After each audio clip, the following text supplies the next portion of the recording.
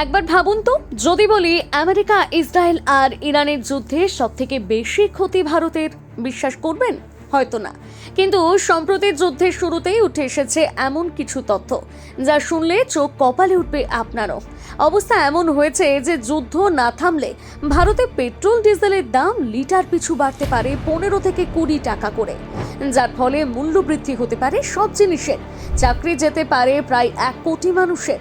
শুধু তাই নয়, মাত্র 10 দিনে ক্ষতি হয়েছে 31 লক্ষ কোটি টাকা। কি অবাক হচ্ছেন? হয়তো হচ্ছেন, কিন্তু এই কথা আমরা বলছি না, বলছে রিপোর্ট। আমেরিকা, ইসরায়েল আর ইরানের যুদ্ধে যতটা ক্ষতি ওই দেশগুলোর হয়েছে, তার 10 গুণ বেশি ক্ষতি ভারতের হয়েছে। কিন্তু কিভাবে এই যুদ্ধ প্রভাব ফেললো ভারতের অর্থনীতিতে? কিভাবেই বা ক্ষতি হয়ে গেল 31 লক্ষ কোটি টাকা? যদি ভারতের এই অবস্থা হয়, তাহলে আমেরিকা, ইসরায়েল আর ইরানের কতটা ক্ষতি হয়েছে? আজ ইন্ডিয়া হুড ডিকোডে আমরা তুলে ধরব এমন কিছু তথ্য, এমন কিছু সত্য যা জানা উচিত প্রতিটি ভারতবাসী। তাই ধৈর্য ধরে ভিডিওটি শেষ পর্যন্ত দেখুন। আর এখনো যদি চ্যানেলটিকে সাবস্ক্রাইব না করে থাকেন, তাহলে ঝটপট ক্লিক করে ফেলুন সাবস্ক্রাইব বাটনে আর টিপে দিন বেল আইকনটি। আর অবশ্যই শেয়ার করে এই ভিডিওটি পৌঁছে দিন সমস্ত দেশবাসীর কাছে। দিনটা 28শে ফেব্রুয়ারি। হঠাৎ করে ইরানের উপর আক্রমণ করে বসে আমেরিকা ও ইসরায়েল। খতম করে দেওয়া হয় ইরানের সর্বোচ্চ লিডার খামেইনিকে। আর তারপরেই শুরু হয় আক্রমণ প্রতি আক্রমণ। এমনকি এই সংঘর্ষের আঁচ ছড়িয়ে পড়ে কুয়েত, সৌদি আরব থেকে বাহারিনে। আর যুদ্ধ হলে এক নয়, একাধিক ক্ষতি যে হবেই সে কথা কারোর অজানা নয়। কিন্তু এই যুদ্ধে কেবল জড়িত দেশ আমেরিকা, ইসরায়েল এবং ইরানের হয়েছে তা কিন্তু নয়।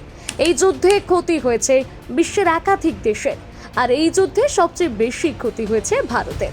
এবার আমরা আপনাদের সামনে এক এক করে তুলে ধরব কোন দেশের ঠিক কতটা ক্ষতি হয়েছে। প্রথমেই আসি আমেরিকায়।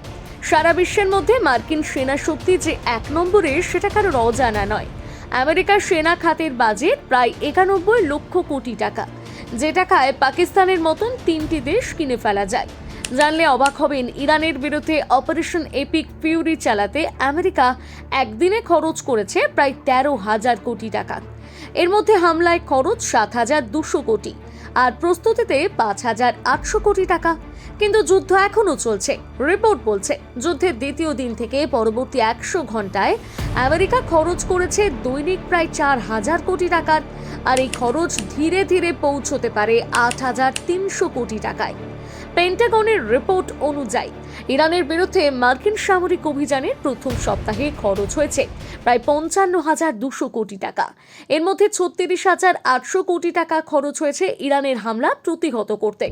এই যুদ্ধে এখনো পর্যন্ত আমেরিকার 7 জন সেনা নিহত হয়েছেন। কিন্তু এত খরচ হচ্ছে কেন? কারণ একটাই, সামরিক সরঞ্জাম। যেমন ধরুন, ইরানের বিরুদ্ধে এয়ার স্ট্রাইকে আমেরিকা ব্যবহার করছে B-2, B-52, B-1B, F-35 এর মতন আধুনিক ও ব্যয়বহুল বিমান। ব্যবহার করা হচ্ছে MQ-9 রিপার ও Lucas drone, rocket artillery, HIMARS এবং টমাহক ক্রুজ মিসাইল। একটি টমাহক মিসাইলের দামই প্রায় 18.5 কোটি টাকা। ব্যবহার করা হয়েছে 2টি রণতরী, USS গেরাল্ড আর ফোর্ড এবং USS আব্রাহাম লিঙ্কন। একটি এয়ারক্রাফট ক্যারিয়ার স্ট্রাইক গ্রুপ পরিচালনায় প্রতিদিন খরচ হয় প্রায় 83 কোটি টাকা। এছাড়া আমেরিকা এখনো পর্যন্ত প্রায় 7,360 কোটি টাকা মূল্যের 400টি মিসাইল লঞ্চ করেছে। তবে আমেরিকা শুধু আক্রমণই করেনি, নিজেও ক্ষতিগ্রস্ত হয়েছে। কাতারের আল উদেইদ বেসে ইরানের বড় হামলার ধ্বংস হয়েছে একটি সতর্কতা রাডার, যার দাম প্রায় 10,118 কোটি টাকা। এছাড়া UAE-তে থাকা একটি থার্ড-2 রাডার ধ্বংস হয়েছে, ক্ষতি হয়েছে প্রায় 4,600 কোটি টাকা। কুয়েতে ইরান ধ্বংস করেছে আমেরিকার 3টি F-15 স্ট্রাইক ইগল জেট, যার মূল্য প্রায় 2,760 কোটি টাকা।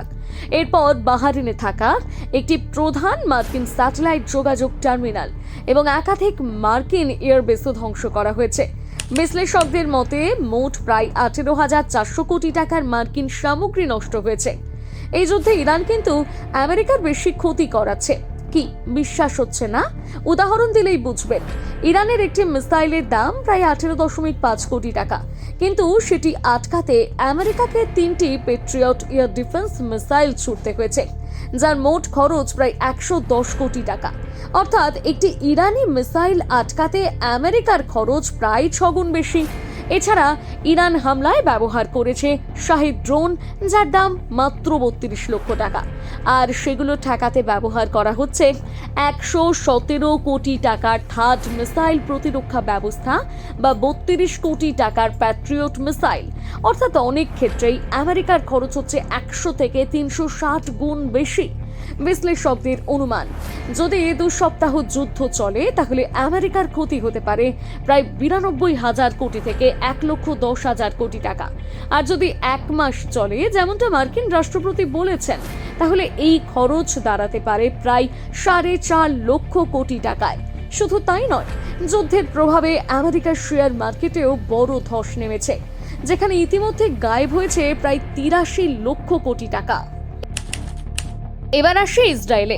ইসরায়েল সারা বিশ্বের মধ্যে সেনা শক্তির দিক থেকে 1 নম্বরে না থাকলেও যথেষ্ট ভালো স্থানে রয়েছে।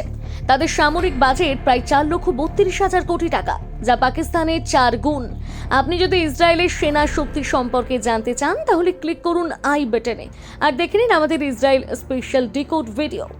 28শে ফেব্রুয়ারি ইরানের বিরুদ্ধে রোরিং লায়ন নামক যে অভিযান শুরু করেছিল ইসরায়েল, সেই অভিযানের সাপ্তাহিক খরচ পৌঁছেছে প্রায় 27,500 কোটি টাকায়। বর্তমানে ইরানের সঙ্গে যুদ্ধ চালাতে প্রতিদিন প্রায় 6,652 কোটি টাকা সামরিক খরচ করছে ইসরায়েল। অর্থাৎ এখনো পর্যন্ত প্রায় 60,000 কোটি টাকা খরচ হয়ে গিয়েছে। এই যুদ্ধে এখনো পর্যন্ত 11 থেকে 13 জন ইসরায়েলি নাগরিক ও সেনার মৃত্যু হয়েছে। তবে ইরানও পাল্টা আক্রমণ করছে ইসরায়েলে, মূলত রাজধানী তেল আভিভে। হামলায় প্রধানমন্ত্রীর বাসভবনে ক্ষতিগ্রস্ত হয়েছে। ইরানে ঝাঁকে ঝাঁকে মিসাইল প্রতিহত করতে ইসরায়েলের কাছে রয়েছে উন্নত মিসাইল প্রতিরক্ষা ব্যবস্থা, যার একটি ব্যবস্থার দাম কয়েক হাজার কোটি টাকা পর্যন্ত। এর মধ্যে সবচেয়ে পরিচিত আয়রন ডোম, যা রাডারের মাধ্যমে রকেট শনাক্ত করে আকাশেই ধ্বংস করে দেয়। প্রতিটি ইন্টারসেপশনে খরচ হয় প্রায় 45 লক্ষ টাকা। এছাড়া রয়েছে অ্যারো 3 হাইপারসনিক ইন্টারসেপ্টর এবং ডেভিডস স্লিং ইন্টারসেপ্টর।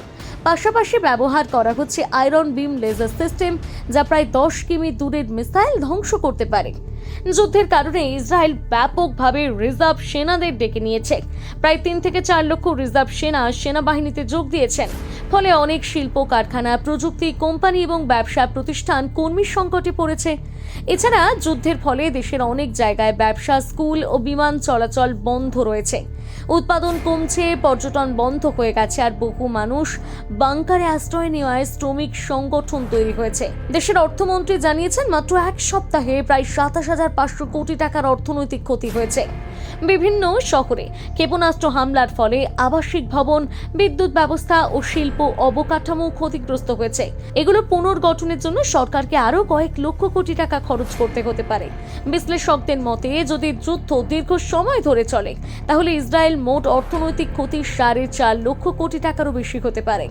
এছাড়া যুদ্ধের প্রভাবে ইসরায়েলের শেয়ার মার্কেট থেকে উধাও প্রায় 2,20,000 কোটি থেকে 2.5 লক্ষ কোটি টাকা উধাও হয়ে গিয়েছে। এবার আসে ইরানে। হয়তো অনেকেরই মনে হচ্ছে এই যুদ্ধে এখনো পর্যন্ত সবচেয়ে বড় ক্ষতি হয়েছে ইরানেরই, কিন্তু বিভিন্ন রিপোর্ট বলছে ভিন্ন কথা। হ্যাঁ, এটা ঠিক যে তারা তাদের সুপ্রিম লিডার আলী খামেনিকে হারিয়েছে, কিন্তু আর্থিক দিক থেকে তাদের ক্ষতির পরিমাণ তুলনামূলকভাবে কম। যুদ্ধ শুরুর আগে ইরানের অর্থনীতি বেশ চাপের মধ্যে ছিল। একদিকে দাম বৃদ্ধি, অন্যদিকে আমেরিকার কঠোর অর্থনৈতিক নিষেধাজ্ঞা। এর উপর যুদ্ধের ফলে খাদ্য, জ্বালানি, প্রয়োজনীয় পণ্যের দাম আরও বাড়ার আশঙ্কা রয়েছে, ফলে মুদ্রাস্ফীতিও বাড়বে। তবে রিপোর্ট বলছে ইরানের সামরিক বাজেট প্রায় 2 লক্ষ কোটি টাকা, যা ইসরায়েলের প্রায় অর্ধেক। তবুও তারা এই যুদ্ধে আমেরিকা এবং ইসরায়েলকে সমান তালে টেক্কা দিচ্ছে। এর পেছনে রয়েছে কয়েকটা কারণ। হেজবোল্লাহ, হামাস এবং হুথি হুথিদের মতন প্রক্সি গ্রুপের সমর্থন এবং রাশিয়া ও চীনের কাছ থেকে তুলনামূলক সস্তায় অস্ত্র সংগ্রহ। যেমন ধরুন, ইরান এই যুদ্ধে ব্যবহার করছে বহুল পরিচিত শাহেদ 136 ড্রোন, যাকে আকাশপথের AK-47 বলা হয়, যার দাম মাত্র 32 লক্ষ টাকা। রয়েছে ফাটে 110 ব্যালিস্টিক মিসাইল, যার দাম 4.5 কোটি টাকা। রয়েছে সেজল ব্যালিস্টিক মিসাইল, যার দাম প্রায় 10 কোটি টাকা। বিশ্লেষকদের মতে কয়েকটি বড় হামলায় তারা প্রায় 600টি ব্যালিস্টিক মিসাইল, 1000-এরও বেশি ড্রোন ব্যবহার করেছে। ইরানের আধুনিক যুদ্ধ জাহাজ IRIS দেনা ডুবে যাওয়ার ফলে ইরানের ক্ষতি শুধু জাহাজের দামই সীমাবদ্ধ নয়। এই জাহাজে ছিল ঘাদের এবং Noor antiship missile, surface to air missile, torpedo launcher, radar ও sensor system, helicopter, operation deck, প্রশিক্ষিত 140 জন ক্রু। সব মিলিয়ে এর বাস্তবে সামরিক মূল্য প্রায় 2755 কোটি টাকা। এছাড়া আমেরিকার দাবি অনুযায়ী তারা ইরানের 30টিরও বেশি জাহাজ ডুবিয়েছে। আমেরিকা ও ইসরায়েলের হামলায় ইরান এখনো পর্যন্ত 1300 জন সাধারণ মানুষ ও সৈন্য নিহত হয়েছে এবং 153টি শহর ক্ষতিগ্রস্ত হয়েছে। তবে ইরানের সবচেয়ে বড় সমস্যা তাদের তেল রপ্তানি নির্ভর অর্থনীতি। যুদ্ধের আগে ইরান প্রতিদিন প্রায় 17 লক্ষ ব্যারেল তেল উৎপাদন করত। তখন তেলের দাম ছিল প্রায় $80 প্রতি ব্যারেল, অর্থাৎ দৈনিক প্রায় 1240 কোটি টাকা। কিন্তু যুদ্ধ শুরু হওয়ার পর অনেক তেলবাহী জাহাজ রুট পরিবর্তন করেছে, বিমা খরচ বেড়েছে, কিছু বন্দরে রপ্তানি কমেছে এবং কিছু তেল উত্তোলন কেন্দ্র ক্ষতিগ্রস্ত হয়েছে। ফলে এখন দৈনিক উৎপাদন কমে প্রায় 1 লক্ষ ব্যারেলে নেমে এসেছে, অর্থাৎ দৈনিক আয় কম হয়েছে প্রায় 73 কোটি টাকা। শুধু গত 10 দিনের তেল থেকে প্রায় 11,600 কোটি টাকার ক্ষতি হয়েছে। সব মিলিয়ে এখনো পর্যন্ত প্রায় 36,000 কোটি টাকা অর্থনৈতিক ক্ষতি হয়েছে ইরানের। এছাড়া যুদ্ধের ফলে তেল শোধনাগার, গ্যাস প্রক্রিয়াকরণ কেন্দ্র, সামরিক ঘাঁটি, ড্রোন উৎপাদন কেন্দ্র এবং বিদ্যুৎ সরবরাহের ব্যবস্থাও ক্ষতিগ্রস্ত হয়েছে। এগুলো মেরামত ও পুনর্গঠনে বিশ্লেষকদের মতে 45,900 কোটি টাকা লাগতে পারে। অন্যদিকে এই যুদ্ধের প্রভাব পড়েছে ইরানের শেয়ার বাজারেও, যেখানে প্রায় 1 লক্ষ কোটি টাকার ক্ষতি হয়েছে। এবার আপনাদের জানাবো ভারতের কথা, যারা যুদ্ধে অংশ নেয়নি তা সত্ত্বেও বড় সড় ক্ষতির সম্মুখীন হয়েছে। গত 10 দিনে ভারতের শেয়ার মার্কেট থেকে গায়েব হয়ে গিয়েছে প্রায় 31 লক্ষ কোটি টাকা, যার ফলে মাথায় হাত পড়েছে ভারতীয় বিনিয়োগকারীদের। আর শুধু ভারতেই নয়, এই যুদ্ধের আছে গা পুড়ছে অধিকাংশ দেশেরই। শুধুমাত্র তেলের জন্য অতিরিক্ত খরচ বাড়তে পারে দৈনিক 4,96,000 কোটি টাকা। যুদ্ধ শুরুর পর থেকে ইরান হরমুজ প্রণালী বন্ধ করে দিয়েছে, যেখান থেকে ভারত প্রতিদিন 2.5 থেকে 2.7 মিলিয়ন ব্যারেল তেল আনে। ইরানের IRGC বলছে বর্তমানে 1 ব্যারেল তেলের দাম সারা বিশ্বে $81, কিন্তু তারা সেটাকে $200 নিয়ে যেতে চাইছে। তাদের মতো মূল্যবৃদ্ধি সব দেশে হোক, তারা সেটাই চাইছে। আর এর প্রভাব ইতিমধ্যে দেখা গিয়েছে অনেক দেশে, কারণ যুদ্ধের কারণে তেলের দাম ইতিমধ্যে ব্যারেল প্রতি $114 পৌঁছেছে। ফলে পরিবহন খরচ, শিল্প উৎপাদন, বিমান পরিবহন, বিদ্যুৎ উৎপাদন সব ক্ষেত্রে ব্যয় বাড়বে। তেলের দাম প্রতি $1 বাড়লে ভারতের অতিরিক্ত খরচ হয় প্রায় 16,000 কোটি টাকা, অর্থাৎ $31 বেড়ে যাওয়া মানে এই অতিরিক্ত খরচের পরিমাণ কতটা বেড়ে যেতে পারে আশা করছি সেটা বুঝতেই পারছেন। আর তেলের দাম বাড়লে গাড়ি ভাড়া বাড়বে, ফলে বাড়বে জিনিসপত্রের দাম। যদিও আপাতত রাশিয়া এবং দক্ষিণ আফ্রিকা ভারতকে তেল পাঠাচ্ছে এবং ভারতের কাছে যথেষ্ট তেল মজুত রয়েছে, তাই এখনও এই দুর্দিন আসছে না। ভারতের অন্যান্য শক্তিও ক্ষতির সম্মুখীন। এছাড়া ভারতের 60% জ্বালানি শক্তি আসে ইরাক, সৌদি আরব, কুয়েত, UAE থেকে, আর এর মধ্যে সবগুলোতেই আক্রমণ করেছে ইরান। ফলত 2026 সালে 7ই মার্চ থেকে ভারতে 14.2 কেজি LPG সিলিন্ডারের দাম 7 টাকা করে বাড়ানো হয়েছে এবং একই সঙ্গে 19 কেজি কমার্শিয়াল সিলিন্ডারের দাম 115 টাকা পর্যন্ত বেড়েছে, যার আঁচ পড়েছে সরাসরি সাধারণ মানুষের পকেটের ওপর। একই সঙ্গে ক্ষতিগ্রস্ত হচ্ছে রপ্তানিও। এছাড়া ভারত অনেক পণ্য বিদেশে রপ্তানি করে, যেগুলো বন্ধ হলে ভারত আর্থিকভাবে ক্ষতিগ্রস্ত হবে। ভারত 2025 সালে $23 বিলিয়ন আইফোন UAE তে রপ্তানি করেছিল। এছাড়াও ভারত $4.5 বিলিয়ন বৈদ্যুতিক এবং প্রযুক্তিগত পণ্য মধ্যপ্রাচ্যের দেশগুলোতে রপ্তানি করে। এবার সেটাও হরমুজের কারণে ক্ষতিগ্রস্ত হবে। সংক্ষেপে ভারতের 17% রপ্তানি যায় ওই অঞ্চলে, প্রায় 1 কোটি ভারতীয় সেখানে কাজ করে। যদি যুদ্ধ দীর্ঘ হয় তাহলে ভারতের রেমিট্যান্স কমতে পারে, ভারতীয় কোম্পানির ব্যবসা কমতে পারে। তো এবার কি এই যুদ্ধ আপনার পকেটে টান ফেলবে? জানাতে ভুলবেন না আপনাদের মতামত কমেন্ট করে।